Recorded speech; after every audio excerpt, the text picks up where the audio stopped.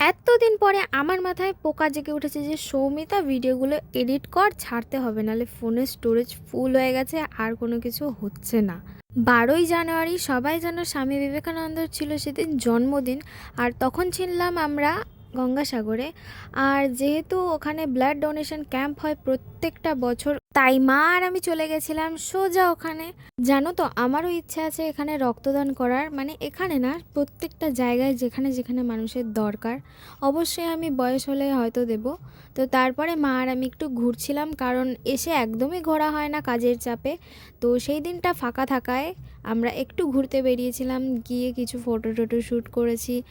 আর এই জায়গাটাতে এত পরিমাণে মানে সুন্দর লাগছিল নেচারটা। আর যেহেতু মায়ের সাথে আমার সময় কাটানো একদমই হয় না, তাই ওখানেই গিয়ে আমি মায়ের সঙ্গে ঘুরে বেড়াচ্ছিলাম, কি করব। তারপরে ওখানে মায়ের সাথে বসে একটু গল্প আড্ডা করছিলাম, পুকুরের ধারে বসেছিলাম।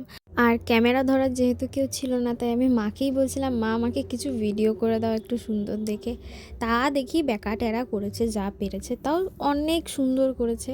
তো যাই হোক, মা মেয়েতে মিলে দুজনে মিলে ঘোরাফেরা করলাম, করে আরও একটা জায়গায় গেছিলাম। জানো তো, এই জায়গাটা আমার খুব প্রিয়, মানে প্রত্যেকটা বছর যদি আমি আসি এখানে একবার হলেও আমি আসব।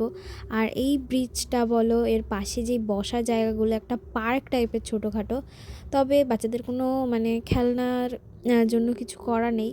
বাট জানো তো, এখানে বসে তোমরা অনেক সময় কাটিয়ে দিতে পারবে, নিজের প্রিয় মানুষকে নিয়ে আসলে তো আরোই ভালো। যাই হোক, জানো তো, ওখানে এরকম প্যাকেট মানে পাউচ টাইপের করে জল দেওয়া হয়। হ্যাঁ, পুরোই ভালো জল।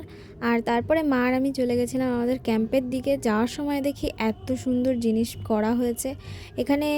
5টি ধাম, পুরী, তারপরে তারাপীঠ ইত্যাদি করা হয়েছিল। সেটাই আমি আর মা ঢুকে দেখলাম দেখলাম খুব সুন্দর করেছে। তো চলো, ভিডিওটা অনেকটা বড় হয়ে গেছে, নেক্সট ভিডিওতে দেখা হচ্ছে, টাটা।